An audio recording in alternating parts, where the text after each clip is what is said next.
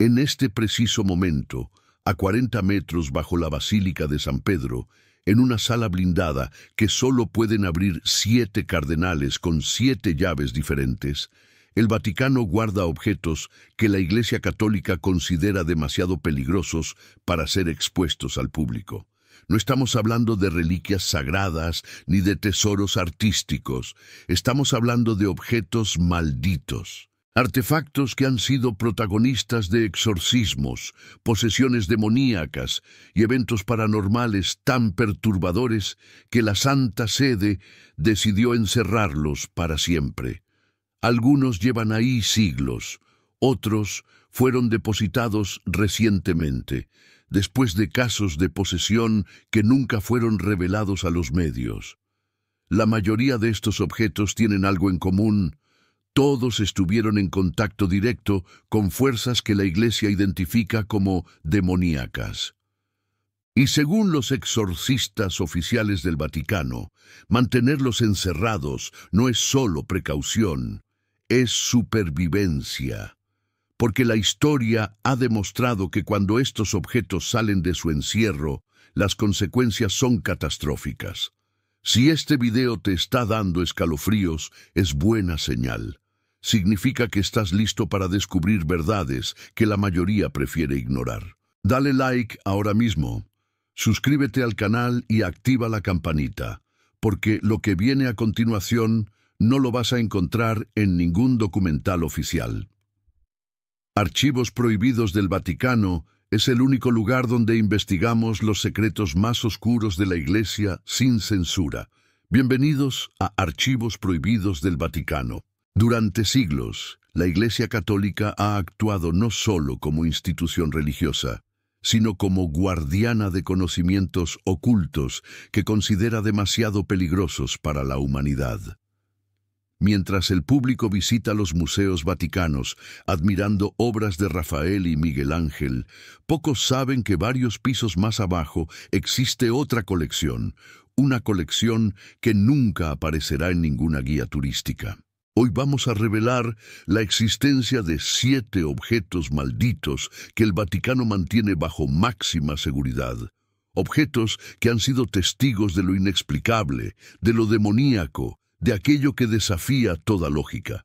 Algunos de estos artefactos fueron mencionados brevemente en testimonios de exorcistas, otros fueron confirmados por filtraciones de documentos internos, y uno de ellos fue fotografiado accidentalmente durante una visita papal a los archivos secretos. Prepárate, porque lo que estás a punto de escuchar no es ficción.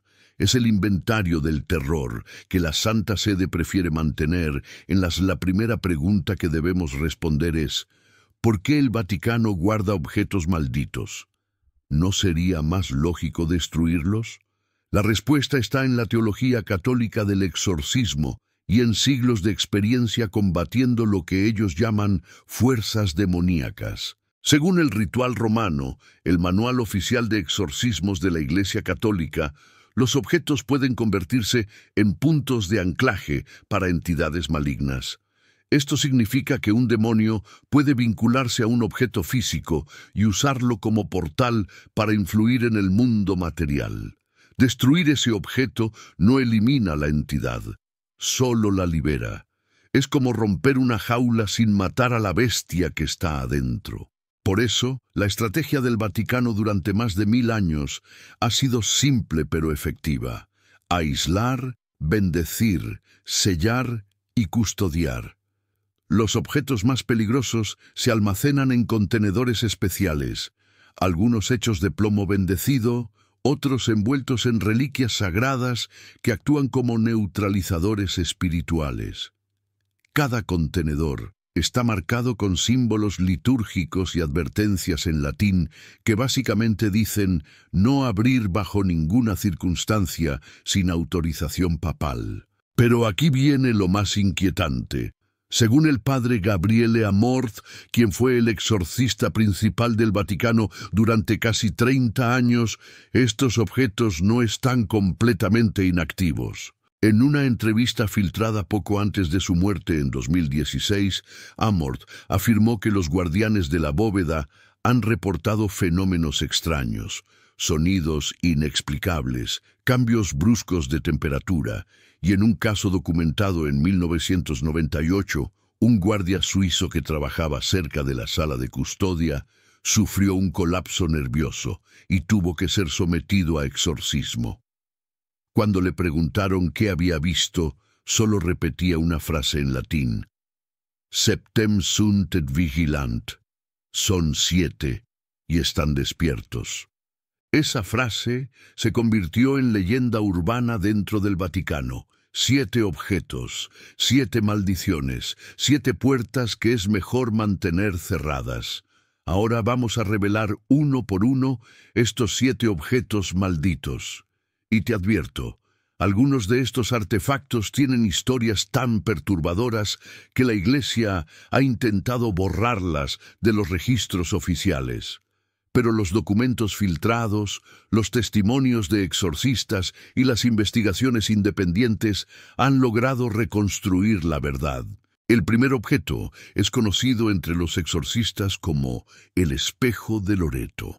Se trata de un espejo veneciano del siglo XVI, con marco de ébano y incrustaciones de plata. Mide aproximadamente 1 metro de altura y pesa más de 50 kilos. ¿Por qué un simple espejo estaría guardado en las bóvedas del Vaticano? Porque según los registros, este espejo estuvo presente en más de 20 casos documentados de posesión demoníaca entre 1590 y 1843. La historia comienza en Venecia, en la casa de un comerciante de especias llamado Vincenzo Martinelli.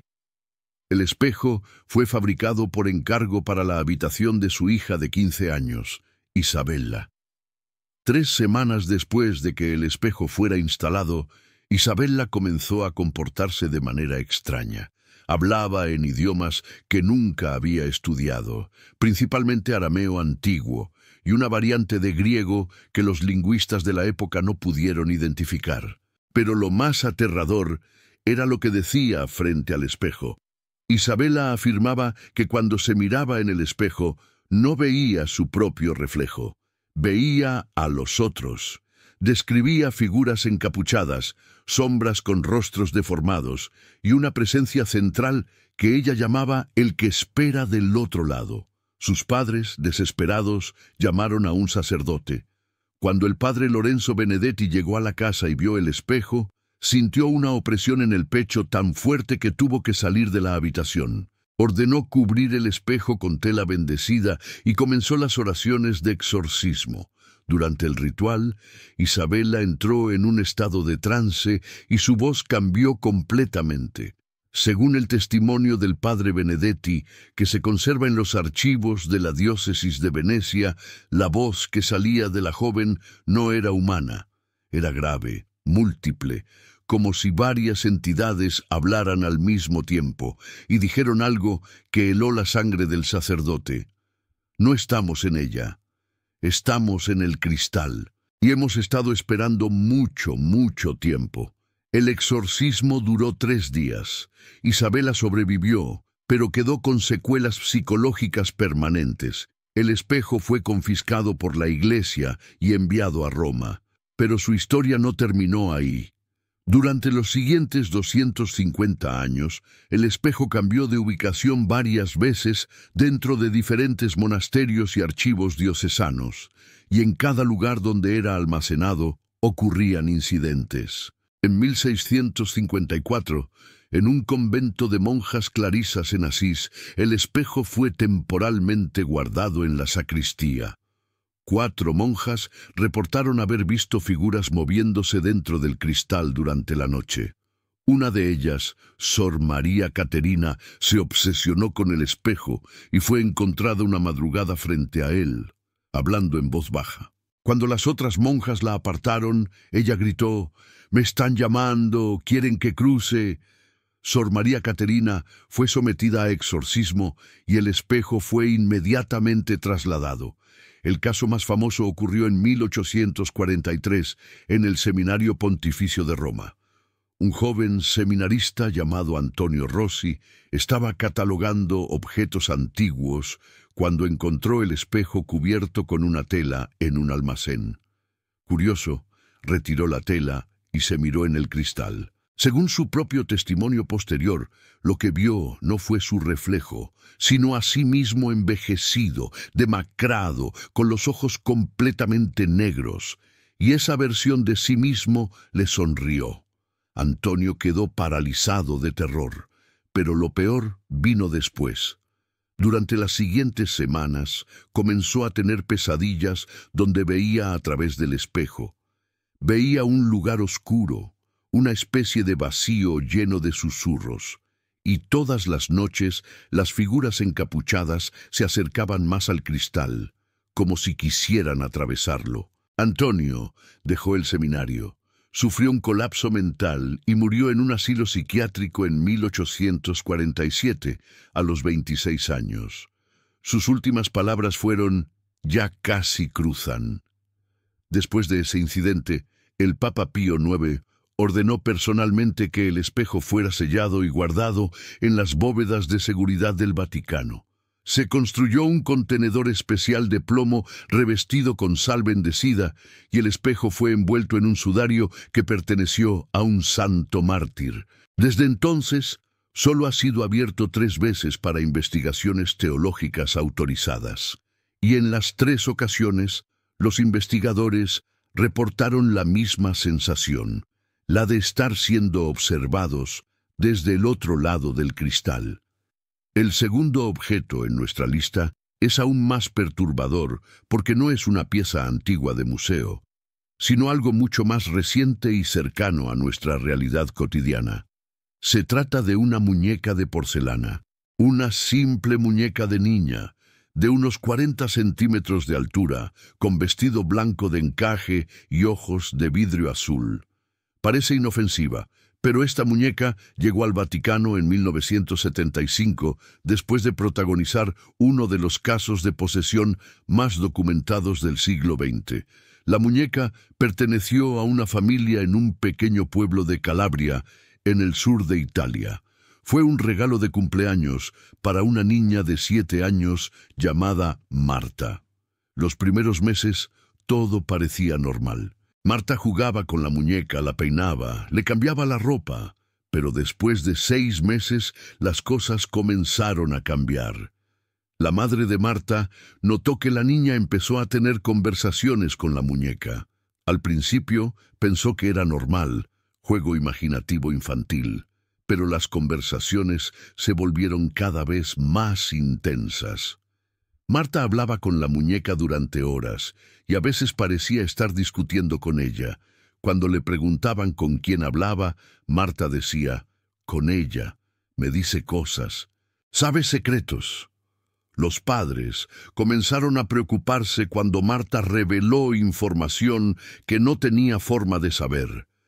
Información privada sobre vecinos, sobre eventos que habían ocurrido antes de que ella naciera, incluso detalles íntimos sobre la vida de sus propios padres que nunca le habían contado. Cuando le preguntaban cómo sabía esas cosas, siempre daba la misma respuesta: «Ella me lo dijo». Pero lo verdaderamente aterrador comenzó una noche de invierno. Los padres de Marta escucharon ruidos en la habitación de la niña a las 3 de la mañana. Cuando abrieron la puerta, encontraron a Marta sentada en el suelo, completamente inmóvil, mirando fijamente a la muñeca que estaba frente a ella. La niña tenía los ojos abiertos, pero parecía en trance. Y la muñeca estaba en una posición diferente a donde la habían dejado la noche anterior. Los padres intentaron despertar a Marta, pero ella no respondía. Cuando finalmente reaccionó, no reconoció a sus padres. Habló con una voz que no era la suya, una voz adulta, ronca, y dijo en un dialecto calabrés antiguo que la familia no usaba: «La niña ya no está aquí. Ahora soy yo quien vive en esta carne». El padre, aterrorizado, tomó a la niña y la llevó inmediatamente a la iglesia del pueblo. El párroco, el padre Giuseppe Marino, reconoció de inmediato los signos de posesión demoníaca. Organizó un exorcismo de emergencia. Durante el ritual, que duró 2 días completos, Marta manifestó una fuerza física imposible para su edad y tamaño. 4 hombres adultos tuvieron que sujetarla. Hablaba en latín eclesiástico, en arameo y en idiomas que ninguno de los presentes pudo identificar. Pero lo más perturbador ocurrió cuando el padre Marino roció agua bendita sobre la muñeca que habían traído a la iglesia. La muñeca, que estaba sobre una mesa, cayó al suelo. Y cuando uno de los asistentes la recogió, notó que los ojos de vidrio de la muñeca se habían movido. Ya no miraban al frente. Miraban directamente hacia donde estaba Marta. El exorcismo finalmente tuvo éxito. Marta fue liberada. Pero el padre Marino sabía que algo aún habitaba en la muñeca. La envolvió en tela bendecida y la encerró en la sacristía de la iglesia. Durante las siguientes semanas, varios feligreses reportaron haber escuchado ruidos provenientes de la sacristía por las noches. Pasos pequeños, risas de niña, y en una ocasión un monaguillo juró haber visto la silueta de una niña pequeña caminando frente al altar a medianoche, pero cuando encendió las luces solo encontró la muñeca tirada en el pasillo, lejos de donde había sido guardada. El padre Marino contactó al obispado, que a su vez elevó el caso a Roma. En 1975, un enviado especial del Vaticano viajó a Calabria, recogió la muñeca siguiendo protocolos de seguridad espiritual muy estrictos y la transportó a Roma en un contenedor sellado. La muñeca nunca más fue exhibida. Está guardada en una caja de cristal reforzado dentro de un contenedor de acero rodeada de reliquias sagradas y crucifijos. Según documentos internos del Vaticano que fueron filtrados en 2003, la muñeca sigue siendo objeto de vigilancia. Los guardias que custodian esa sección de la bóveda tienen instrucciones de reportar cualquier anomalía. Ya ha habido reportes. En 1989, un guardia afirmó haber visto condensación en el interior del cristal que protege la muñeca, como si algo dentro estuviera respirando. En 2001, durante una inspección de rutina, se descubrió que la muñeca había cambiado de posición dentro de su contenedor sellado. Nadie pudo explicar cómo. El tercer objeto es quizás el más antiguo de todos, y está envuelto en una leyenda que mezcla historia, ocultismo y poder político. Se trata de un anillo de oro conocido como el Anillo de Salomón, aunque los expertos del Vaticano dudan de que realmente haya pertenecido al rey bíblico. Lo que no dudan es de su poder. El anillo tiene grabados símbolos que no pertenecen a ningún alfabeto conocido. Expertos en lenguas antiguas han intentado descifrarlos durante décadas sin éxito. Algunos creen que son símbolos de invocación demoníaca. Otros piensan que es un lenguaje angelical perdido. Lo único cierto es que este anillo ha estado vinculado a eventos paranormales durante más de 600 años. La primera mención documentada del anillo aparece en 1347 en los registros de la Inquisición en el sur de Francia. Un noble llamado Bertrand de Montfort fue acusado de herejía y brujería. Durante el interrogatorio, confesó bajo tortura que poseía un anillo que le permitía comandar espíritus. Según su testimonio, el anillo le fue entregado por un mercader que venía de Tierra Santa, quien afirmaba que había sido descubierto en las ruinas del Templo de Salomón en Jerusalén. Bertrand describió cómo el anillo le daba poder sobre entidades invisibles. Decía que cuando lo usaba y pronunciaba ciertas palabras que el mercader le había enseñado, podía ver sombras que otros no veían. Podía escuchar voces que le revelaban secretos, y en una ocasión afirmó haber usado el anillo para hacer que un enemigo suyo cayera muerto sin tocarlo, simplemente ordenándolo en voz alta mientras sostenía el anillo. La Inquisición confiscó el anillo y Bertrand fue quemado en la hoguera. El anillo fue enviado a Roma como evidencia de brujería, pero su historia no terminó ahí. En 1521, El anillo reapareció en los registros cuando un cardenal llamado Alessandro Farnese, quien posteriormente se convertiría en el Papa Pablo III, solicitó permiso para estudiar objetos de naturaleza oculta en los archivos secretos. Entre los objetos que estudió estaba el anillo. No existen registros detallados de lo que Farnese hizo con el anillo, pero hay una carta privada, descubierta en 1893, donde Farnese le escribe a un amigo cercano diciendo: «He visto lo que el anillo puede hacer. He hablado con aquello que responde cuando se lo llama, y ahora entiendo por qué Salomón fue llamado el más sabio de los reyes. No fue sabiduría humana, fue conocimiento de lo que está más allá del velo». Después de esa carta, el anillo fue sellado por orden papal y desde entonces ha permanecido en las bóvedas.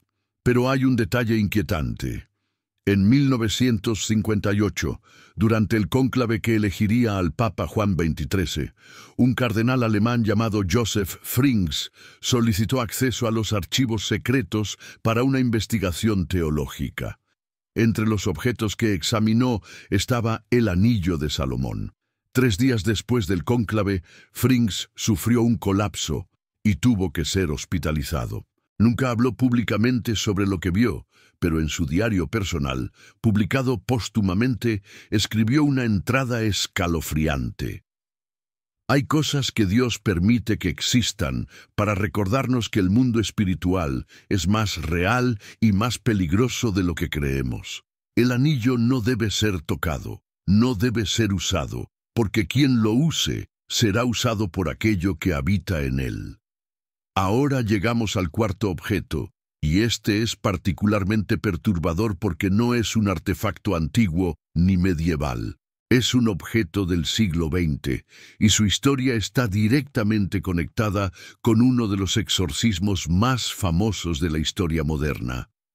Estamos hablando del crucifijo de latón que perteneció a Roland Doe, el niño cuyo caso de posesión inspiró la película El Exorcista. Para quienes no conocen la historia real, Roland Doe es el seudónimo que se le dio a un niño de 13 años que en 1949 fue sometido a uno de los exorcismos más documentados y prolongados en la historia de la Iglesia Católica en Estados Unidos.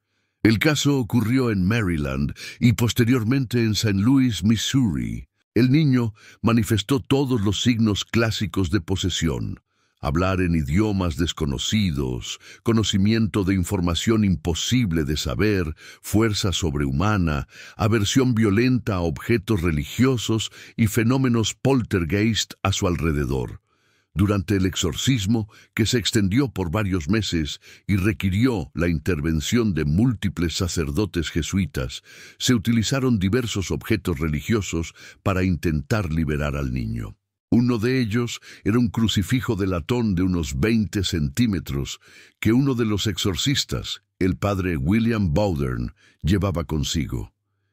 Este crucifijo había sido bendecido personalmente por el arzobispo y contenía una pequeña reliquia de la Vera Cruz, incrustada en el centro. Durante uno de los rituales más intensos, el niño poseído arrebató el crucifijo de las manos del padre Bowdern con una velocidad y fuerza que sorprendió a todos los presentes. Según los testimonios de los testigos, el niño apretó el crucifijo con ambas manos hasta que sus palmas comenzaron a sangrar por la presión. Pero lo más aterrador fue lo que sucedió después.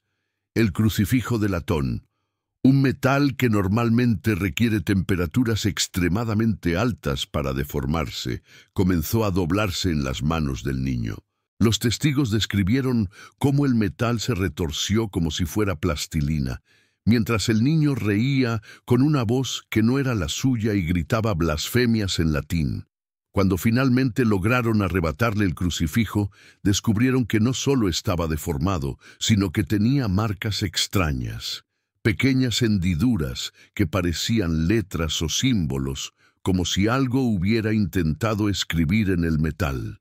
Los expertos que examinaron el crucifijo posteriormente no pudieron explicar cómo un niño de 13 años había logrado doblar latón sólido con las manos desnudas, ni cómo se habían formado esas marcas.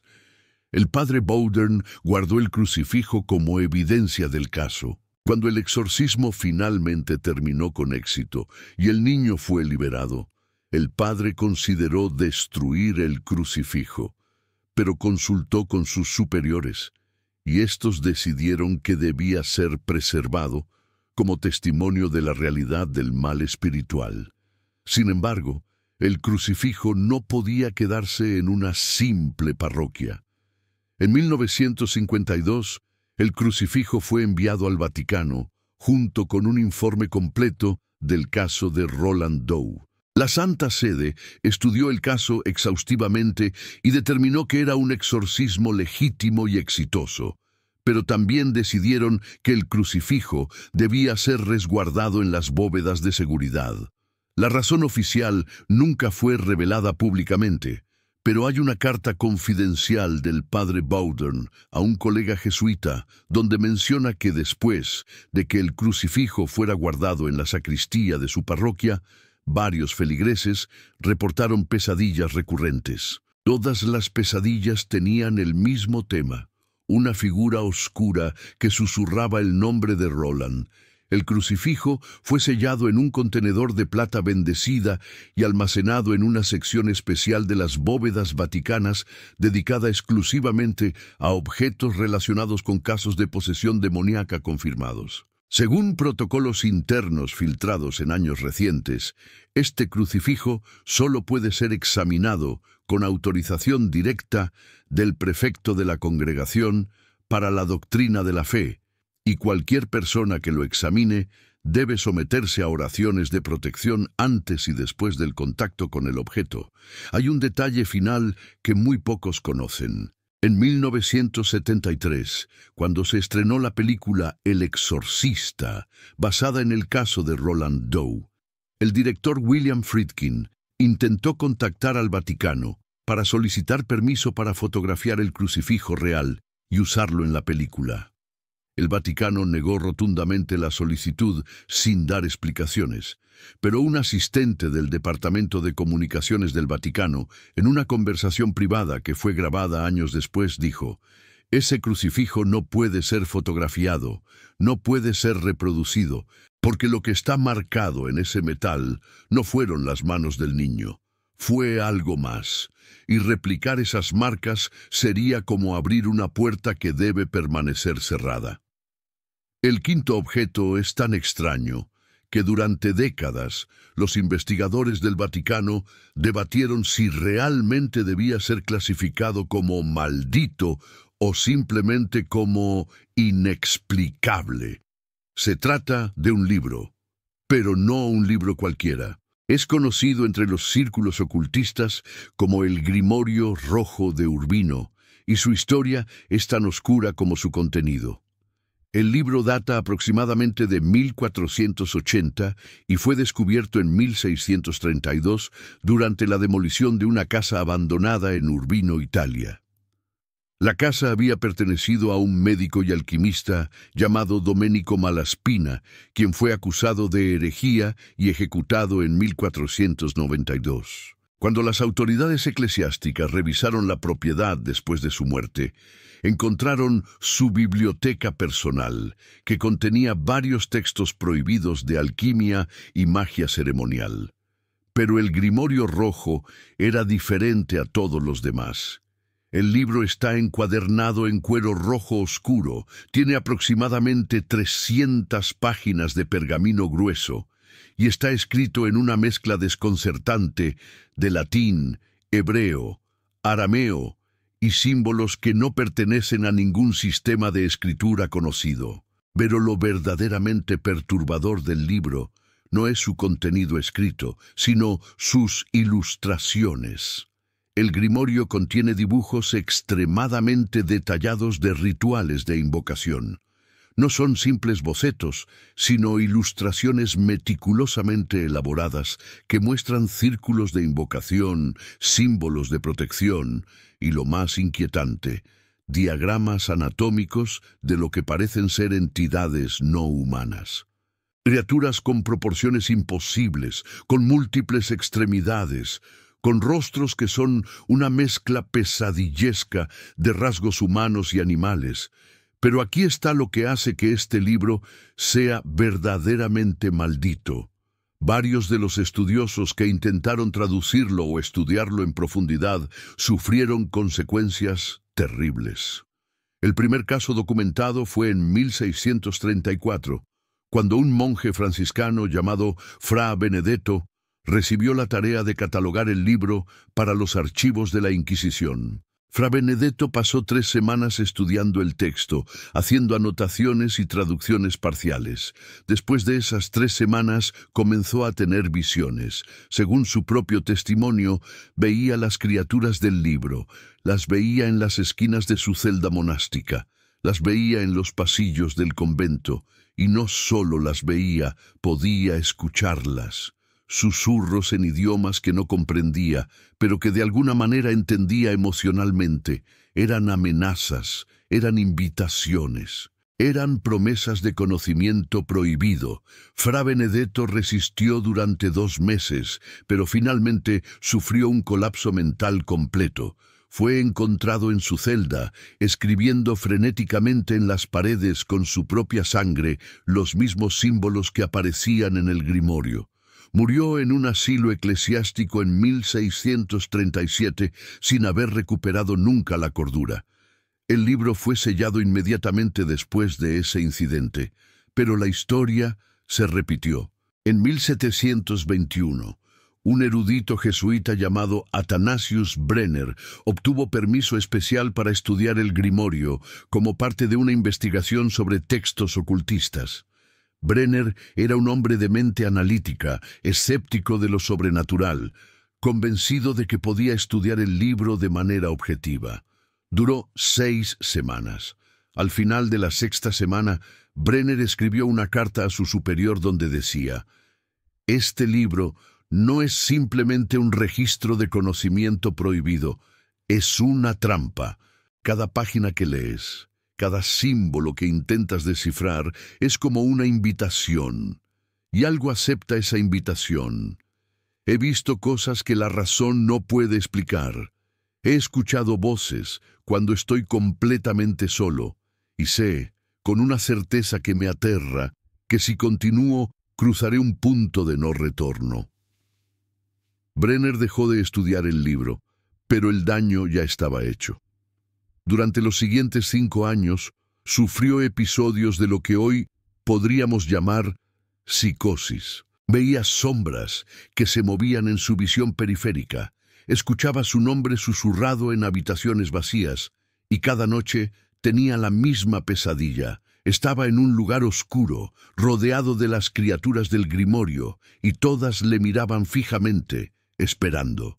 Brenner murió en 1726, oficialmente de fiebre, pero en su lecho de muerte, según el testimonio del sacerdote que le dio los últimos sacramentos, sus últimas palabras fueron: «Siguen esperando, están esperando a que alguien termine lo que empecé». Después de la muerte de Brenner, el Papa Benedicto XIII ordenó personalmente que el grimorio rojo fuera sellado con los protocolos de seguridad espiritual más estrictos disponibles. Fue envuelto en tela bendecida, colocado en una caja de hierro forjado, grabada con versículos de exorcismo en latín, y esa caja fue a su vez encerrada en un contenedor de plomo. Desde 1727, el grimorio ha sido abierto solo 2 veces, ambas bajo circunstancias de extrema necesidad. La primera vez fue en 1823, cuando el Vaticano estaba investigando un caso de posesión colectiva en un convento en España. Los exorcistas necesitaban identificar los símbolos que las monjas poseídas habían estado dibujando en las paredes. Un experto en lenguas antiguas fue autorizado para abrir el grimorio y comparar los símbolos. El proceso duró exactamente 1 hora. El experto identificó coincidencias parciales y el libro fue sellado nuevamente. El experto, cuyo nombre nunca fue revelado públicamente, posteriormente solicitó ser transferido a una misión remota en África y nunca más volvió a trabajar con textos antiguos. La segunda vez fue en 1962, durante el Concilio Vaticano II, cuando una comisión especial fue creada para revisar todos los objetos de naturaleza oculta almacenados en las bóvedas y determinar cuáles debían ser preservados y cuáles podían ser destruidos. El Grimorio Rojo fue examinado por un panel de 3 expertos, un teólogo, un lingüista y un exorcista experimentado. Los 3 coincidieron en su evaluación. El libro debía permanecer sellado indefinidamente. El exorcista del panel, el padre Corrado Balducci, quien posteriormente se convertiría en uno de los demonólogos más respetados del Vaticano, escribió en su informe: «Este libro no es simplemente un texto de magia negra, es un objeto activo. Estudiarlo no es leerlo, es invitar a su contenido a manifestarse. Recomiendo encarecidamente que permanezca sellado y que cualquier acceso futuro requiera no solo autorización papal, sino también preparación espiritual exhaustiva de cualquier persona que deba examinarlo». Ahora llegamos al 6º objeto, y este es particularmente perturbador porque está directamente relacionado con uno de los misterios más profundos de la cristiandad. Estamos hablando de un fragmento del sudario de Otranto. Para entender la naturaleza maldita de este objeto, primero debemos conocer su historia. En 1480, la ciudad portuaria de Otranto, en el sur de Italia, fue invadida por el Imperio Otomano. Lo que sucedió allí fue una de las masacres más brutales de la historia europea. Cuando la ciudad cayó, el comandante otomano Gedik Ahmed Pasha ofreció a los habitantes una elección: convertirse al Islam o morir. 800 hombres de Otranto se negaron a renunciar a su fe cristiana. Fueron decapitados en masa en una colina fuera de la ciudad. Según las crónicas de la época, algo inexplicable sucedió durante la ejecución, cuando el primer hombre, un anciano sastre llamado Antonio Primaldo, fue decapitado. Su cuerpo permaneció de pie. No cayó. Los testigos, tanto cristianos como musulmanes, describieron cómo el cuerpo sin cabeza de Primaldo permaneció erguido como si una fuerza invisible lo sostuviera. Este fenómeno aterró tanto a los ejecutores que se detuvieron momentáneamente, pero la orden era clara y continuaron con las ejecuciones. Los 800 cuerpos fueron dejados en la colina, y según la tradición, ningún animal carroñero los tocó. Cuando las fuerzas cristianas reconquistaron Otranto un año después, los cuerpos estaban intactos, a pesar del tiempo transcurrido. La Iglesia declaró a los 800 mártires de Otranto como santos, y sus restos fueron preservados en la Catedral de Otranto, donde aún se exhiben hoy. Pero hay algo que la historia oficial no cuenta. Cuando los cuerpos fueron recuperados, se encontró algo extraño.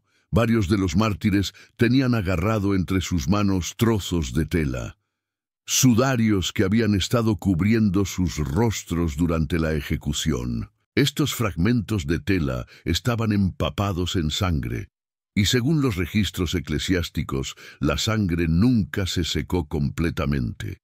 Incluso años después, los fragmentos de sudario permanecían húmedos al tacto, un fenómeno que los teólogos de la época interpretaron como un milagro, evidencia de que la sangre de los mártires seguía viva ante Dios.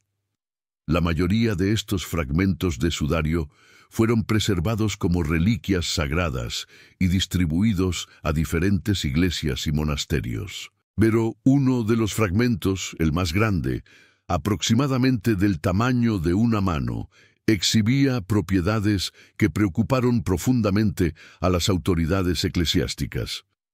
Este fragmento en particular, que había cubierto el rostro de uno de los mártires cuya identidad nunca fue confirmada, no solo permanecía húmedo, cambiaba. Testigos reportaron que la mancha de sangre en la tela parecía moverse, formando patrones que se asemejaban a rostros. Rostros de agonía, rostros de tormento. Y lo más perturbador, algunos de estos rostros no parecían humanos. En 1492, un monje que custodiaba el fragmento en un monasterio cerca de Otranto reportó que durante la noche escuchaba gemidos provenientes del relicario donde se guardaba la tela.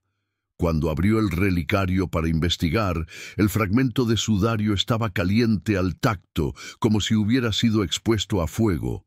El monje, aterrado, cerró el relicario y contactó al obispo local. Se organizó una investigación eclesiástica. Varios teólogos y exorcistas examinaron el fragmento. Sus conclusiones fueron contradictorias y profundamente inquietantes. Algunos creían que el fragmento era una reliquia sagrada que manifestaba el sufrimiento místico de los mártires. Otros, sin embargo, tenían una teoría más oscura.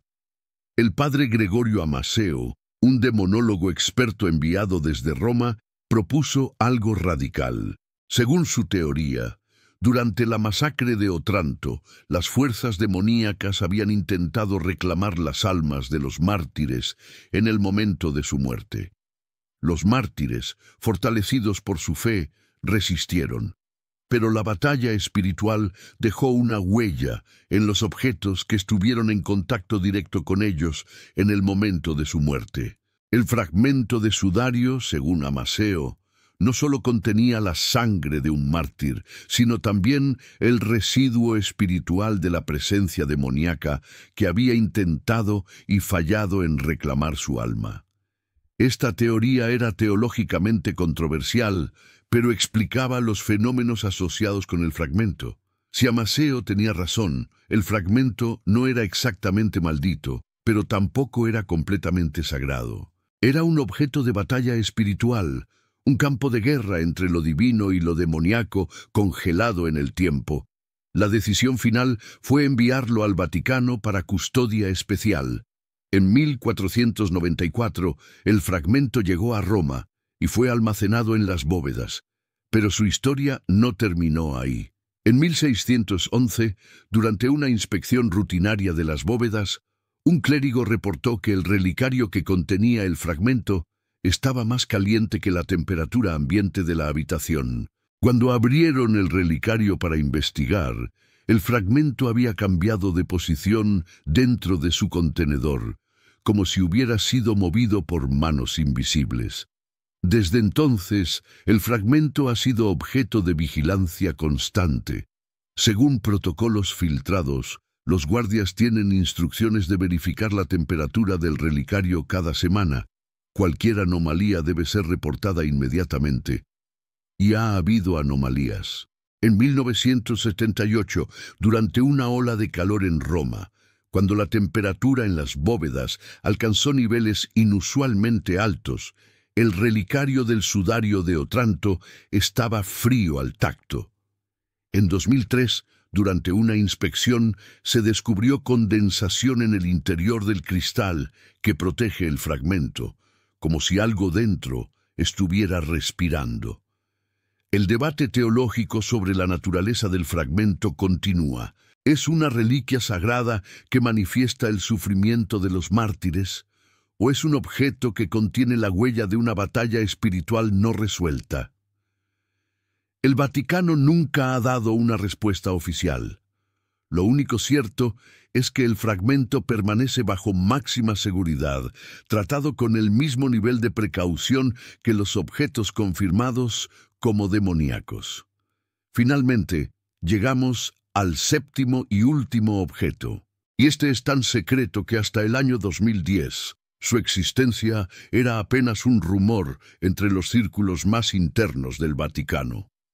Se le conoce simplemente como la caja negra, y su historia es tan oscura que incluso ahora, con la información que ha sido filtrada, quedan más preguntas que respuestas. La caja negra es, literalmente, una caja de metal negro, de aproximadamente 30 centímetros de largo, 20 de ancho y 15 de alto. No tiene cerraduras visibles, no tiene bisagras aparentes, y según todos los análisis realizados, está sellada de manera hermética. Nadie en el Vaticano actual sabe qué hay dentro. Y más importante aún, nadie sabe cómo abrirla sin destruirla. La primera mención documentada de la caja negra aparece en un inventario de 1798, durante la ocupación napoleónica de Roma. Cuando las tropas francesas saquearon los tesoros del Vaticano, un oficial encontró la caja en una cámara subterránea que aparentemente no había sido abierta en décadas. El oficial intentó forzar la caja, pero no pudo. Intentó romperla, pero el metal resistió incluso golpes de martillo. Frustrado, la catalogó como objeto de metal no identificado y la dejó entre los ítems que serían devueltos al Vaticano. Cuando el Papa Pío VII regresó a Roma en 1814, después de su cautiverio en Francia, ordenó una revisión completa de todos los objetos que habían sido saqueados y devueltos. La caja negra llamó su atención porque en la base de la caja había una inscripción en latín tan antigua y erosionada que apenas era legible. Los expertos en paleografía que la examinaron determinaron que la inscripción databa aproximadamente del siglo IV o V después de Cristo. Lo poco que pudieron descifrar decía «Quod intus es non debet videri», lo que está dentro no debe ser visto. El Papa Pío VII ordenó que la caja fuera almacenada en las bóvedas más profundas y que nunca fuera abierta. No dio explicaciones adicionales, pero en su diario personal, publicado póstumamente en 1893, hay una entrada críptica fechada en 1815 donde escribe: «He visto la caja que no debe ser abierta». Los archivos antiguos mencionan que fue sellada por orden del Papa León el Grande en el año 452. Lo que sea que contiene fue considerado demasiado peligroso incluso para ser destruido. Prefirieron encerrarlo para siempre. He decidido honrar esa decisión. Esto plantea una pregunta aterradora. ¿Qué podría ser tan peligroso que en el siglo V, una era donde la Iglesia quemaba textos heréticos sin pensarlo dos veces, decidieron que era mejor encerrar algo que destruirlo? ¿Qué podría contener esa caja? Las teorías son numerosas y todas perturbadoras. Algunos historiadores creen que la caja podría contener textos apócrifos considerados tan heréticos que su mera lectura podría destruir los fundamentos de la fe cristiana. Otros especulan que podría contener objetos relacionados con prácticas de magia ritual del cristianismo primitivo, antes de que tales prácticas fueran completamente eliminadas de la ortodoxia. Hay incluso teorías más extremas que sugieren que la caja podría contener algo físico, algún tipo de reliquia o artefacto con propiedades sobrenaturales que los primeros papas consideraron demasiado peligrosas para que existieran en el mundo. Pero la teoría más inquietante viene de un documento filtrado en 2010. Se trata de un memorándum interno del año 1962, escrito durante el Concilio Vaticano II, cuando la Comisión Especial estaba revisando todos los objetos en las bóvedas. El memorándum menciona que cuando los expertos se acercaron a la caja negra con instrumentos de medición modernos, detectaron algo inexplicable. La caja emitía un campo magnético débil, pero constante. Esto no tendría sentido para un objeto del siglo V. Más perturbador aún, el campo magnético pulsaba con un patrón regular, como un latido. El memorándum concluye con una recomendación. La caja negra debe permanecer sellada y vigilada. Cualquier intento de abrirla debe ser expresamente prohibido. Si el contenido fue considerado peligroso hace 1500 años, no hay razón para creer que es menos peligroso ahora. Algunas puertas están cerradas por buenos motivos. Desde entonces, La caja negra ha permanecido en las profundidades de las bóvedas vaticanas, en una sala especial donde solo tienen acceso el prefecto de los archivos secretos y los guardias autorizados. Según protocolos de seguridad filtrados, la caja debe ser inspeccionada visualmente cada mes, pero bajo ninguna circunstancia debe ser tocada o movida de su ubicación actual. La habitación donde se encuentra tiene sensores de temperatura, humedad y, curiosamente, radiación. ¿Por qué sensores de radiación para un objeto del siglo V? El Vaticano nunca lo ha explicado, y aquí viene el detalle final que hace que la caja negra sea verdaderamente aterradora. En 2019, durante trabajos de mantenimiento en las bóvedas, un técnico que estaba verificando los sensores de la habitación donde se guarda la caja reportó algo extraño. Los sensores de sonido, que normalmente solo deberían detectar los pasos de los guardias y el sonido ambiental de los sistemas de ventilación, habían registrado una anomalía la noche anterior. Durante exactamente 3 minutos, a las 3 de la madrugada, los sensores detectaron un sonido de baja frecuencia proveniente de la dirección exacta donde se encuentra la caja negra. El técnico describió el sonido, cuando lo reprodujeron de la grabación, como similar a un zumbido profundo, casi inaudible para el oído humano, pero definitivamente presente. El reporte fue elevado a las autoridades superiores y el incidente fue clasificado. Pero el técnico, en una entrevista anónima años después, dijo: «Lo que me aterra no es que la caja hiciera un sonido, es que el sonido tenía un patrón, no era aleatorio, era rítmico, como si algo dentro estuviera, no sé cómo describirlo, como si estuviera respirando». Estos son los 7 objetos malditos guardados en las profundidades del Vaticano. El espejo de Loreto, donde las sombras miran desde el otro lado. La muñeca de Calabria, que cambia de posición cuando nadie la observa. El anillo de Salomón, que otorga poder sobre espíritus, pero cobra un precio terrible. El crucifijo del exorcista, marcado por fuerzas que intentaron cruzar a nuestro mundo. El grimorio rojo, que es menos un libro y más una trampa para la mente humana. El sudario de Otranto, campo de batalla espiritual congelado en el tiempo. Y la caja negra, que contiene algo tan peligroso que lleva sellada 1500 años. La pregunta que debemos hacernos es, ¿por qué el Vaticano guarda estos objetos? ¿Por qué no los destruye? La respuesta, según los exorcistas y teólogos que han trabajado con estos casos, es doble. Primero, porque destruir estos objetos podría liberar lo que sea que está contenido en ellos. Es como destruir una prisión sin neutralizar primero a los prisioneros. Segundo, porque estos objetos sirven como recordatorio y evidencia.